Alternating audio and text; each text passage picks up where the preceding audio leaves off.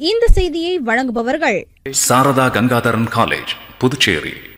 சாலையை ஆக்கிரமித்து வியாபாரம் செய்பவர்களின் பொருட்கள் பறிமுதல் செய்யப்படும் என்று உழவர்கரை நகராட்சி எச்சரிக்கை விடுத்துள்ளது. புதுச்சேரி உழவர்கரை நகராட்சி விடுத்துள்ள செய்திக்குறிப்பில், பெருகி வரும் சாலையோர வியாபாரத்தை ஒழுங்குபடுத்த உழவர்கரை நகராட்சி, பொதுப்பணித்துறை, வட்டார போக்குவரத்து அலுவலகம் மற்றும் போக்குவரத்து காவல்துறை இணைந்து குழு உருவாக்கப்பட்டுள்ளதாகவும், சாலை பாதுகாப்பை உறுதி செய்ய, போக்குவரத்து நெரிசல்களை குறைக்க, விதிமுறைகளை கடைபிடிக்காத சாலையோர வியாபாரத்தை ஒழுங்குபடுத்துவதற்காக இந்த குழு அமைக்கப்பட்டுள்ளதாகவும், இந்த மாதம் முதல் வாரத்திற்கு ஒரு முறையோ அல்லது இருமுறையோ சாலைகளில் ரோந்து பணி மேற்கொள்ள இந்த குழு முடிவெடுத்துள்ளதாகவும், இந்த குழுவின் பரிந்துரையின்படி போக்குவரத்திற்கு மற்றும் பாதசாரிகளுக்கு இடையூறாக சாலைகளில் வியாபாரம் செய்யும் சாலையோர வியாபாரிகள் நெரிசல் இல்லாத வேறு இடங்களுக்கு இடமாற்றம் செய்ய இக்குழு உத்தேசித்துள்ளது.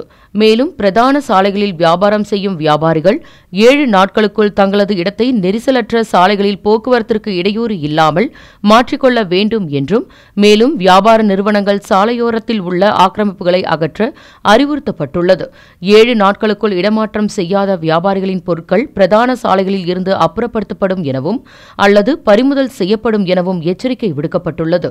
மேலும் பறிமுதல் செய்யப்பட்ட பொருட்களின் மதிப்பிற்கு மிகாமல் ஒரு நாளைக்கு 250 ரூபாய் வரை அபராதம் விதிக்கப்படும் எனவும், பிரதான சாலைகளில் வாகனங்களை நிறுத்தி வியாபாரம் செய்தால் வியாபாரம் செய்யும் பொருட்களோடு சேர்த்து வாகனங்களும் பறிமுதல் செய்யப்படும் எனவும் உழவர்கரை நகராட்சி எச்சரிக்கை விடுத்துள்ளது.